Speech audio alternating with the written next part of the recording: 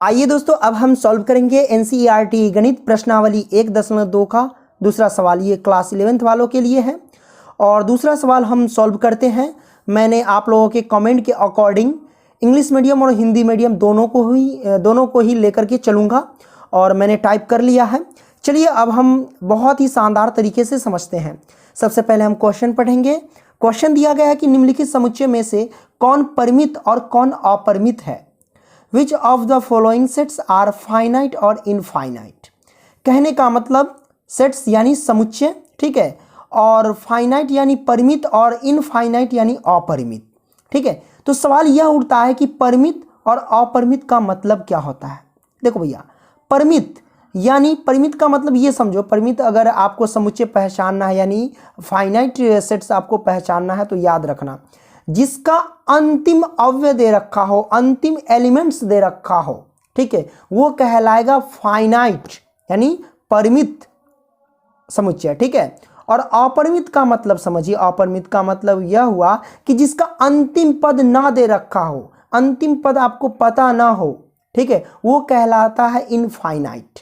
Okay, तो यहां मैंने पद पे चला गया, इसमें पद नहीं होता है, इसमें अव्यय होता है यानी एलिमेंट्स होता है, ठीक है। जैसे इसके अंदर देख रहे हैं 1 2 3, ये अव्यय है, एलिमेंट्स। ओके, समझ रहे हैं ना। तो जिसका अंतिम पद दे रखा होगा यानी अंतिम अव्यय दे रखा होगा वो परिमित, और जिसका अंतिम अव्यय ना दे रखा होगा वो अपरिमित। बस आइए अब हम पहला क्वेश्चन की मदद से हम समझने की पूरी कोशिश करते हैं।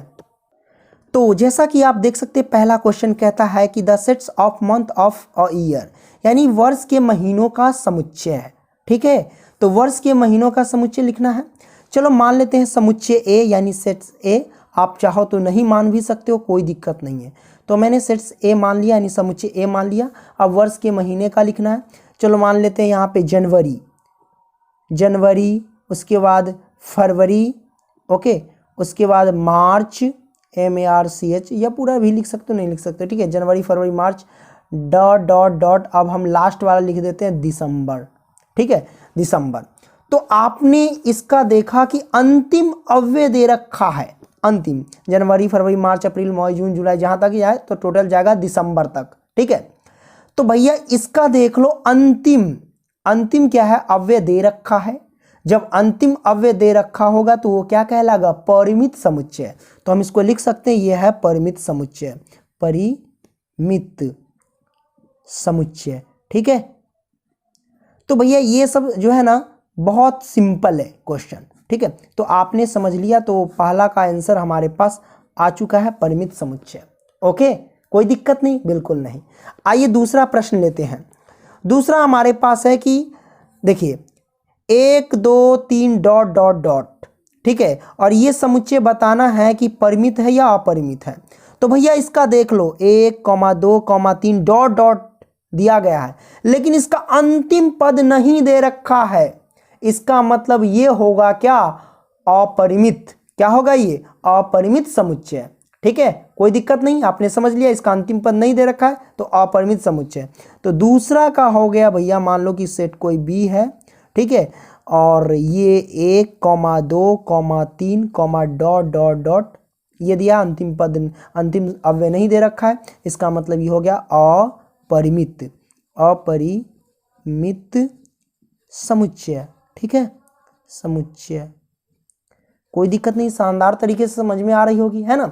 आइए अब हम क्या करते हैं, इसका दूसरा प्रश्न लेते हैं, ठीक है, यानी दूसरा तो हो गया, तीसरा ले लेते हैं। तो तीसरा आप देख लो, 1 2 3 डॉट डॉट 99 100। तो इसमें भी आप देख सकते हो, इसका अंतिम पद दे रखा कितना, 100। तो भैया अंतिम पद तो दिया गया है, तो इसका मतलब ये हो गया परिमित।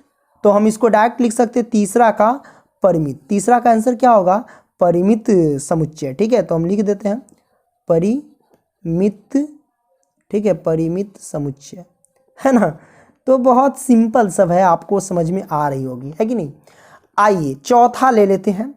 चौथा कहता है the sets of positive integers greater than 100 यानी 100 है, ठीक है। तो कहता है 100 से बड़े धन पूर्णांकों का समुच्चय। तो 100 से बड़े धन पूर्णांकों का समुच्चय लेना है। तो 100 से बड़ा धन पूर्णांक कौन है, 101 से स्टार्ट होगा। तो हम इसको लिख सकते हैं 101 मान लो कि सेट कोई चौथा का, ठीक है, कोई सेट सी मान लो, ठीक है, मैंने मान लिया। और 100 से बड़ा धन पूर्णांक लिखना है तो 101 है ना, कॉमा 102, कॉमा 103, कॉमा 104, है कि नहीं, dot dot dot dot dot dot, है कि नहीं। मतलब ये जाता ही रहेगा। हमको तो धन पूर्णांक लिखना है, ये कहाँ तक जाएगा हमको पता ही नहीं, है ना। तो इसको हम डॉट डॉट लगा दिए, इसका अंतिम पद हमको दे ही नहीं रखा है। कहता है 100 से बड़े धन पूर्णांक का समुच्चय लिखना है, तो 100 से बड़े धन पूर्णांक तो हम लिख रहे हैं, लेकिन कहाँ तक जाएगा हमको पता है क्या? अंतिम पद दे रखा है? नहीं दे रखा है, तो इसका अंतिम पद नहीं दे रखा है, तो ये हो गया अपरिमित समुच्चय। क्या हो गया भैया? अपरिमित समुच्चय, है कि नहीं, समुच्चय। बहुत आसान से आप समझ रहे हैं, है ना। आइए हम पांचवा इसका क्वेश्चन लेते हैं। तो पांचवा आप देख सकते हो इसका, कहता है the set of prime numbers less than 99, यानी 99 से छोटे अभाज्य पूर्णांक का समुच्चय। अब 99 से छोटा अभाज्य पूर्णांक का समुच्चय लिखना है, बड़ा सिंपल है, 99 से छोटा। तो चलिए तो मान लेते हैं कि मान लो कि कोई सेट डी है, ठीक है, यानी समुच्चय डी है। अब हम इसको लिखना स्टार्ट करेंगे, 99 से छोटे अभाज्य पूर्णांक। तो लिख लेते हैं, 99 से छोटा 2 है, 3 है, 5 है, उसके बाद 7 है, 11 है, dot dot dot dot dot. 99 से छोटा राइट जस्ट कौन होगा? तो वो होगा 97, है कि नहीं, 97। तो मतलब 97 तक जाएगा। इसके बीच में जो भी अभाज्य पूर्णांक है वो आपको लिखना है, जो कि 99 से छोटा होना चाहिए।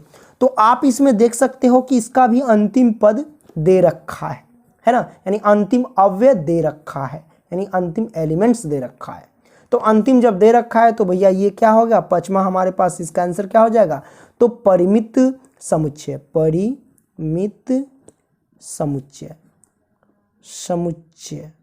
तो बड़ा ही आसान सा क्वेश्चन था, आपने ये समझ लिया। भैया वीडियो बनाने में तो काफ़ी मेहनत लगती है, टाइप करना, ये करना, वो करना, तो यार आप लोग लाइक ज़रूर करो, ठीक है।